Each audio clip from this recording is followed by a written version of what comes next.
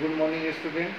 Here I am going to tell about the remaining part of the first lesson of geography of class 8, resources.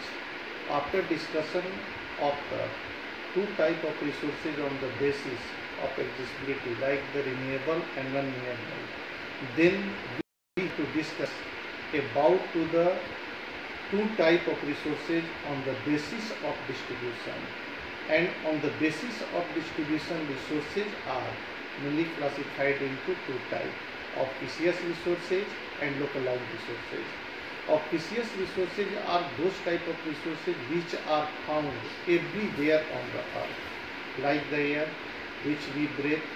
And then the localized resources are the such type of resources which are found in a region and also in a local place, like the copper, iron ore, coal are mainly found in a region, and that's why this copper, coal and iron ore are mainly considered as the localized resources.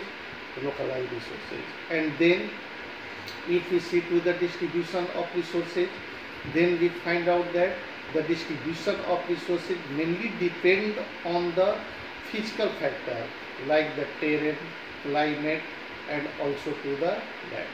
These are considered the three most important factor which mainly contribute to the distribution of resources on the earth. And on the basis of it, the resources are unequal distributed over the earth. It means some part of the earth is mainly rich in the some type of resources, and some part of earth are mainly deficient in the some type of resources. And we can take the best example on some type of minerals.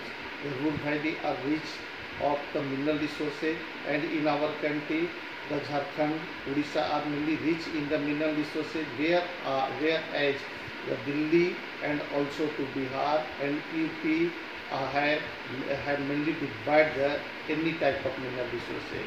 And this mainly show to the unequal distribution of resources in our country and also in the world. And these unequal distribution mainly depend on the three factors which I have discussed earlier. And after that, the human-made resources. The human-made resources are those type of resources which are made by human. In what way the human mainly made the resources?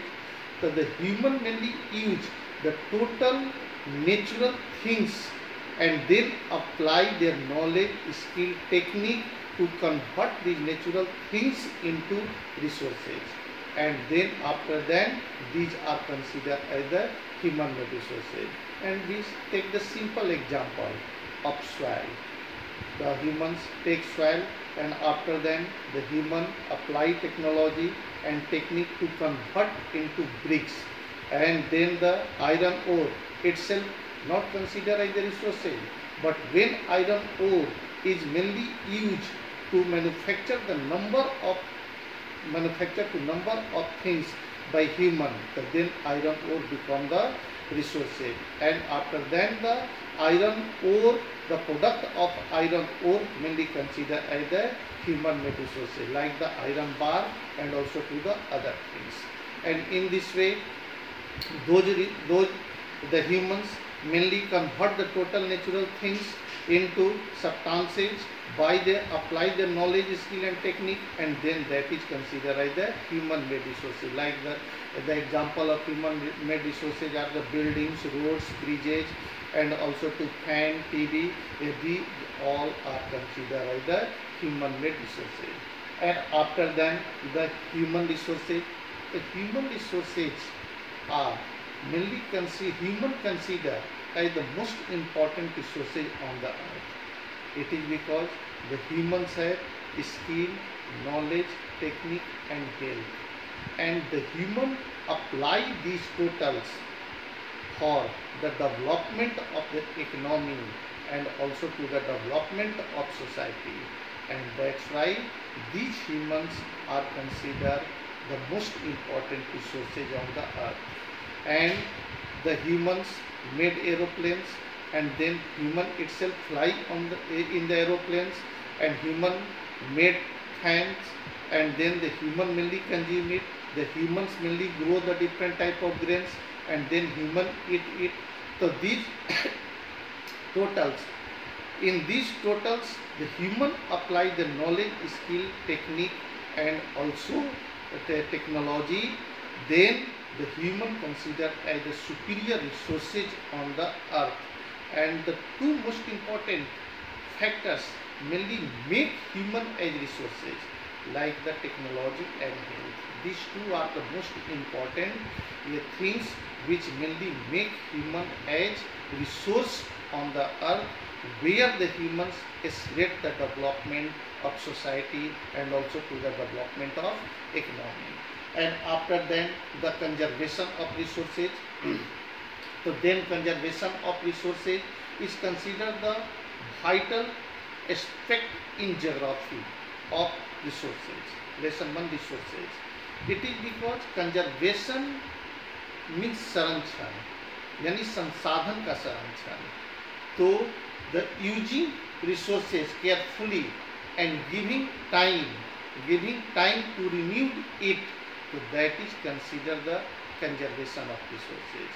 It means to say that if we start to preserve a part of resources for the future generation, so then that is considered the conservation of resources.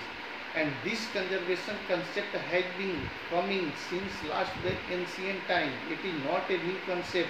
Conservation is not a new concept. It has been coming since last ancient time, when Ashoka mainly banned on killing animal and also to cut the tree. And so in this lesson, if we start to discuss about the conservation of resources, then we mainly arise the numbers of questions in what way the resources can be conserved and what are the importance of it.